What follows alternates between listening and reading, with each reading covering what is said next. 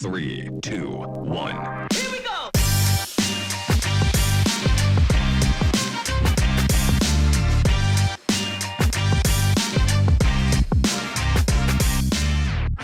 Welcome to the System and Soul Podcast, a place for founders and entrepreneurs to discover breakthrough in their business. I'm Benj Miller, fellow founder, business coach, and your host.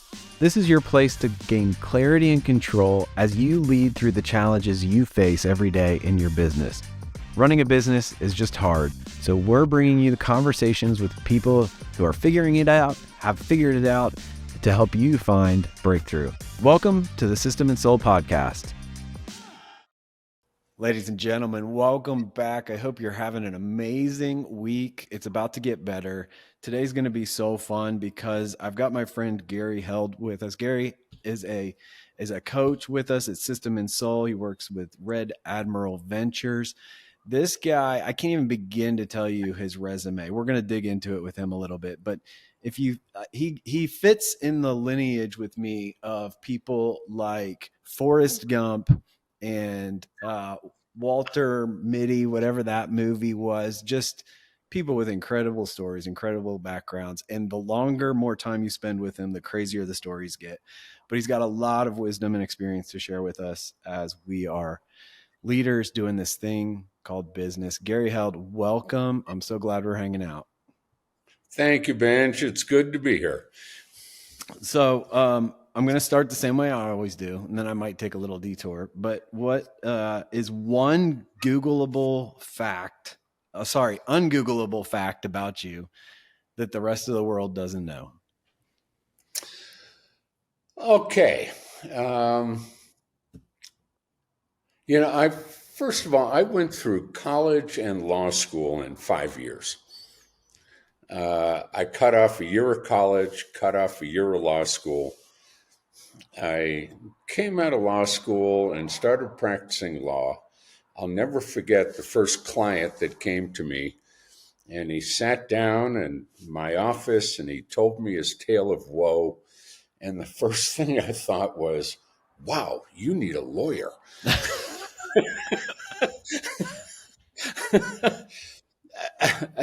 That was only the beginning of me realizing that this was not a field that I could be, should be, and actually wanted to be in. And so after struggling for 8 years, financially it was fine, but I hated every aspect of it. I quit my law practice and became a doorman. And I became a doorman at was then the hottest disco in Denver. It was like the Studio 54 of Denver. And I spent a year and a half as a doorman at that disco. Met all kinds of wonderful people. Started me on my entrepreneurial career. But that's not something that I kind of list on LinkedIn. The doorman position. Yeah, over the doorman. And I was a great doorman. I'm sure you were. Another little strange factoid is I got to meet all kinds of awesome people at the door there. These were top leaders of industry in Denver. And one guy I remember, he owned a significant oil company and also a number of banks. Years later, like 2 or 3 years later, I ended up taking over a company in bankruptcy. And our largest creditor was a bank owned by the guy that I met at the door of the disco. And we were one of his largest creditors or debtors or whatever. And I met with him and he sat there and went, oh my God, the doorman is running this business. Then I need to get my money back. That could be a little we scary. owed him like $1.5 million, $2 million. It was a small bank. But still, he just sat there, and I tell you, he went pale when he saw the doorman is who I'm relying on to get me repaid. So a lot of good experiences in that. Yes, We did get amazing. him paid 100 cents on the dollar So tell plus me about the interest. transition from doorman to entrepreneur. Well, I met a guy at this nightclub, and we decided let's roll the dice. And there were 6 acres in West Vale that were for sale, and we came up with enough money to put down a deposit to hold the contract, and then hired an architect and built and had him build a replica of a potential building there. And well, long story short, we ended up building 600 condos up in Vale. Um, we had no money. We had no credit. Um, but we went out and sold $29 million of these condos. And the deal was 25% down. Your payments start immediately, 18% interest, and the building will be ready in 3 years. We actually sold $29 million of this stuff, found some strange bank in Nova Scotia that agreed to hypothecate the notes, gave us enough money so we could put a shovel in the ground. And we actually built the units, ultimately sold it off to Marriott. That's amazing. And now it's called Marriott at Streamside.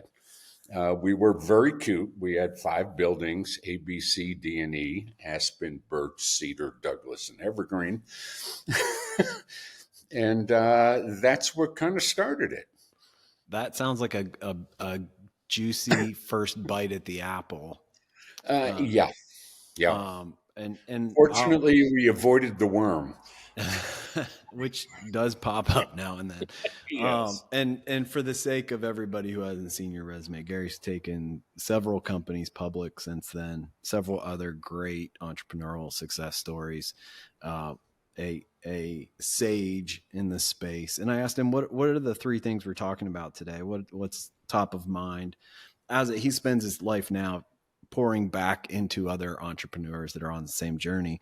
And the 3 things that he thinks applies to everybody and can be great conversations for everyone: leadership, culture, and passion. So let's start with leadership. And I find leadership is one of those words that's really fuzzy, and people tend to think different things when they think about leadership. So what's your model or paradigm when you think about leadership, and when you think about maybe the lack of leadership with some newer entrepreneurs? What are the things that you're looking for and thinking about? Well, leadership is not a position. Leadership is not a title. Leadership is a way of living, breathing, acting, and working such that people want to follow you. I don't care what your title is. You can be CEO and be nowhere near being a leader. You can be an assistant bookkeeper that is the greatest leader in a company. It is a matter of being, acting, the kind of person that people want to follow. Yeah. And what does that require? I forgot the name of the book. I think you even gave it to me. um, Yeah. you The, know, the only leaders internally worth sound. following. Yep. Yes, the only leaders worth following. Internally sound and externally focused. Internally sound. God, that's a whole world. My brother's a psychologist. He spends his entire life helping people to be internally sound. But so much of it, I think, is also the other side. And forgive my, well, okay, I won't use the French. It's really giving a damn, really caring about the people that you have working with you. Yeah. And they can recognize that in an instant. In an instant, they know this is someone who cares. Who was it? Teddy Roosevelt said, "No one cares how much you know until they know how much you care." Yeah. And I know from your philosophy, you always were good about hiring people smarter than you. You believed like no knowledge required. I can hire somebody Yeah. with knowledge. Well, first of all, it's very easy to hire people smarter than me. That's one of the advantages of not being real smart. But not more humble. But yes, there is. Um, I have been uh, in companies where I'll give an example. One of my companies was a PC manufacturer. We were doing the same thing as Dell. We were about half the size of Dell every year. We went from 0 to $250 million in 3 years. I could not use the computer. I didn't know how it worked. Wow. Okay.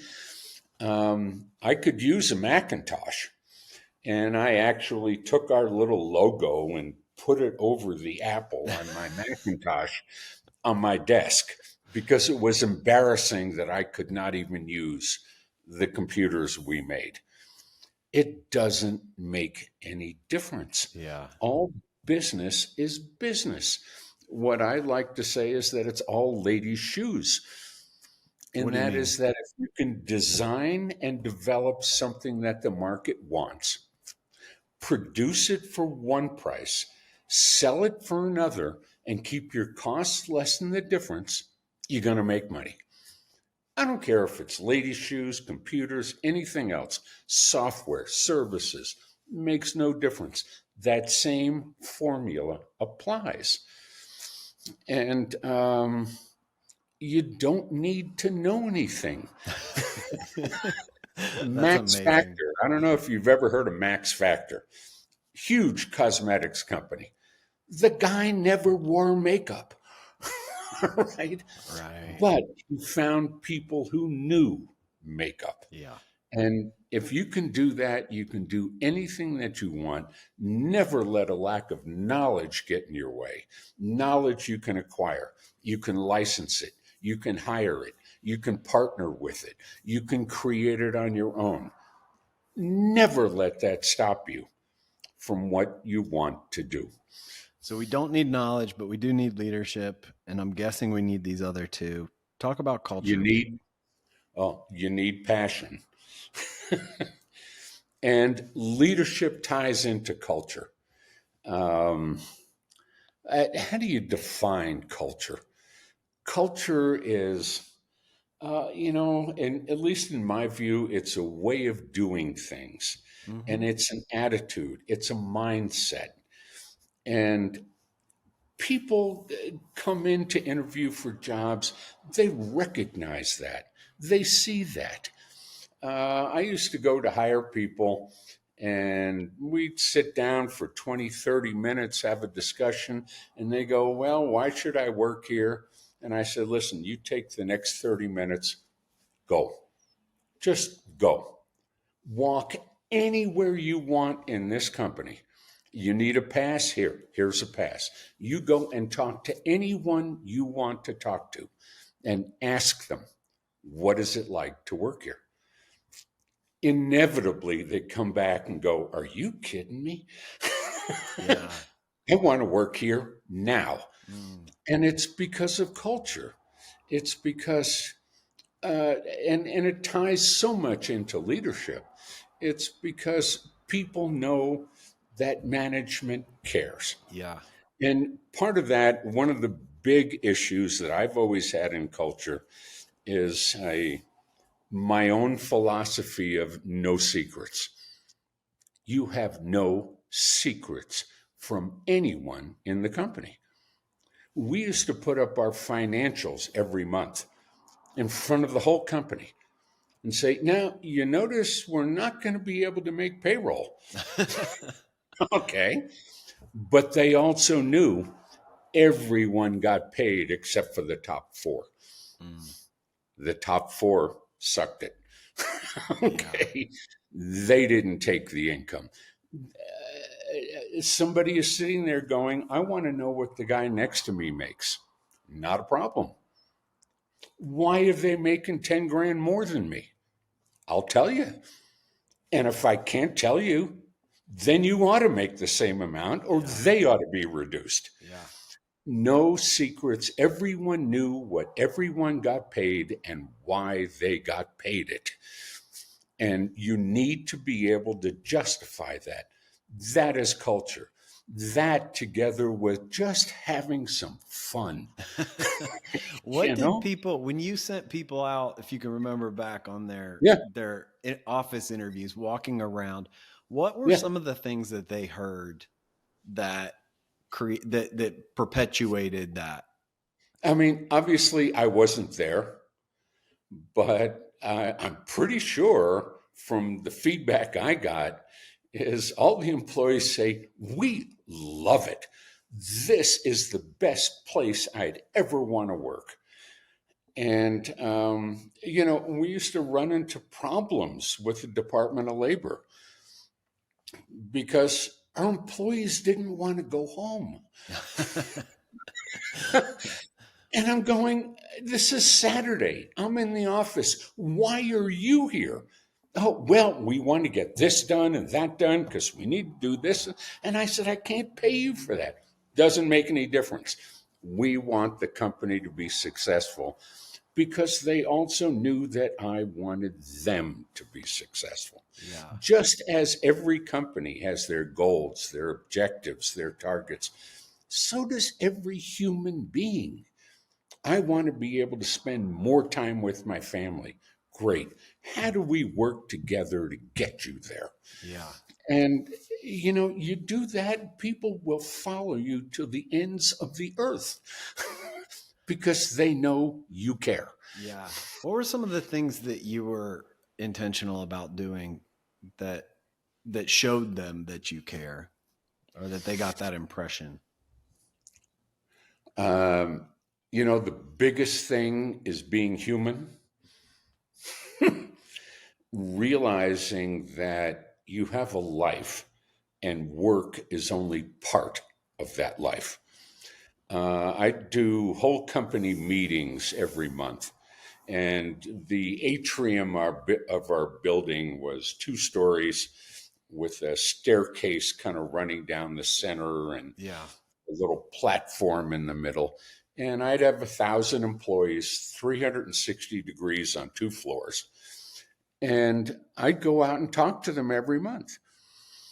And I'll give you an example. One December, I'm going, okay, we're coming to the end of the year. You guys are going to be thinking about New Year's resolutions.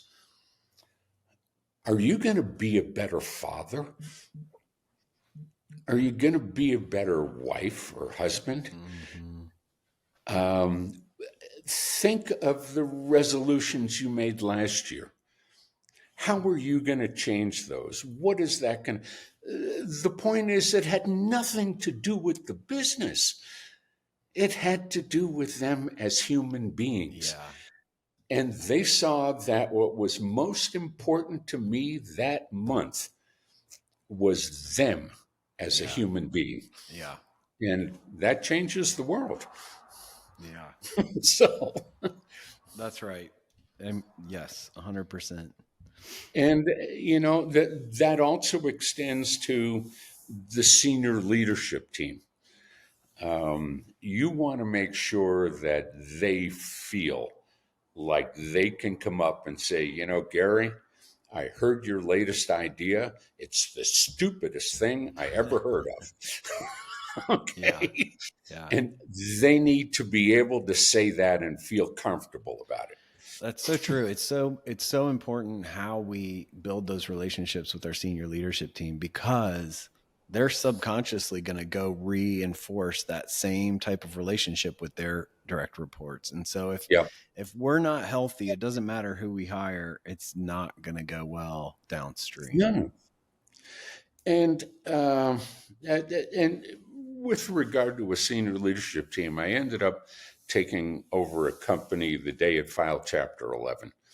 And the reason I got appointed president on the day of its Chapter 11 is I was in I weaseled my way into this senior leadership meeting.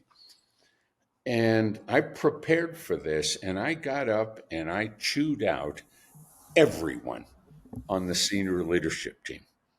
I talked, Roger, you're head of distribution and warehousing. You retired 2 years ago and didn't tell anyone. Mark, you're in charge of marketing and communications. You're trying to apply the principles of transcendental meditation to business, and it doesn't work. And I just went through everybody in that room and sliced them a new one. And then I asked, I want, by a raise of hands, anyone in this room who was not in their highest position of their life. No one raised their hand. They were all in the highest position of their life. And as a result, they were scared of falling from that position. How do you stop from falling? You make sure anything you do is perfect. Yeah. And guess what? Nothing is ever perfect. Right. And so you don't get anything done. I'm so glad you said that, because I was with the guy just this weekend and we were talking, and he's pretty high up in a publicly traded company, and he was saying the exact same thing you're saying, but didn't have the kind of language to articulate what was actually happening. But he said, Yeah. these are, everybody at this level this is their Scared. first time at this level. Yep. Yeah. Yep. That's a really great Yeah. insight. Let's talk about passion. What is passion? Yeah. Why do we need passion? Well, God, can't you see it in me? I can. I mean, it's really, really giving a damn. And it's not giving a damn about you. It's giving a damn about other people. It's giving a damn about what can be done. I mean, people can read your passion. They can see it in your face. They can hear it in your voice. They can see it in everything that you do. Yeah. And if you're just, so are they. All right. And everything you do, you need to do with passion. Otherwise, it's not worth doing. Yeah. So, I remember, here's my story I tell about the first time I met you. We sat together in the same room for about a day, and you sat really quiet. Came back the next morning and you're like, hey, can I share something? I'm like, sure. And you went to the whiteboard and drew this analogy of the solar system based on what we were talking about. And my jaw was just on the ground, because it was like you just lit up, came out of your shell. And I hope you don't mind me asking this, but how old are you, Gary? Guess what? 73. Okay, 73. So for the people that can't see and are just listening, I'm younger than most 40-year-olds. Yeah. But I'm 73 years old. That's my point, is like, when you talk about passion, you bring it more than most people I know. And you've got, most people at 73 are winding down, right? And you're still wound up, and I love it. Yeah. No, I figure I got another good 20, 30 years. That's amazing. How do you keep your energy? Oh, God. I have no idea. Well, here's another thing that you won't find on Google. Well, you will find it on Google. I've taken a number of breaks. I first retired at 42, and I took 6 years off. I'd sold my last company. We'd taken it public. I took 6 years off. I did it very badly. I was single, wealthy, didn't need to work. So I With no partied my responsibilities. brains out. Yeah, yeah. So I partied my brains out for 6 years. That was a lot of fun. But um, going forward, um, how do I keep that?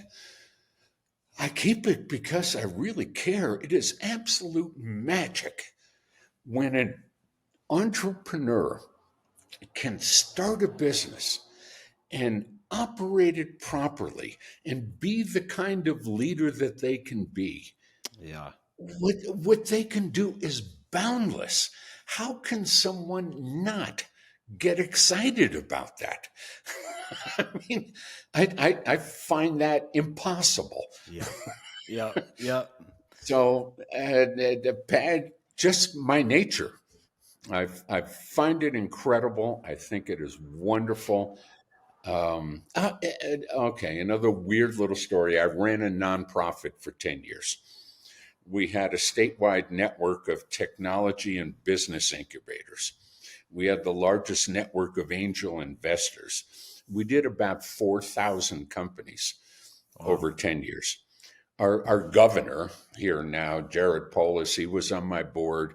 He was one of our investors. Kimball Musk, Elon's brother, was one of our investors. And like I said, we did about 4,000 companies. But we also did some work with underprivileged high schools. And you go there, and these are kids that are kind of forced to take this class. They're sitting there. Their greatest thrill in life is to be able to break their pencil point. They have no interest in anything. And here's this kid who's sitting there all slouched in his chair. And I ask him, what is the biggest problem you see in the world? And he said, the water in the water fountain sucks. Okay. That's his big problem. And I said, okay, what are you going to do about it? He says, I can't do anything about it. And I said, yes, you can. Long story short, or shorter, he develops this plastic cup with a valve in the bottom and a filter. And it's built in such a way that you can jam it onto the water fountain, and the water that comes through gets filtered. And then when you pull it off, it reseals. He now has fresh drinking water. Yeah. Whether it ever amounts to anything doesn't make any difference. But what makes the difference is this kid now says, when I see a problem in the world, I can do something. Yes. That's what entrepreneurship is. That's what building a business is. That's what helping people grow is all about. I've had, and again, just as you grow a business, you need to grow people. I had one of my employees come, and I sit there with them all the time. Every company has its ultimate goals, its objectives, its targets, things it wants to reach.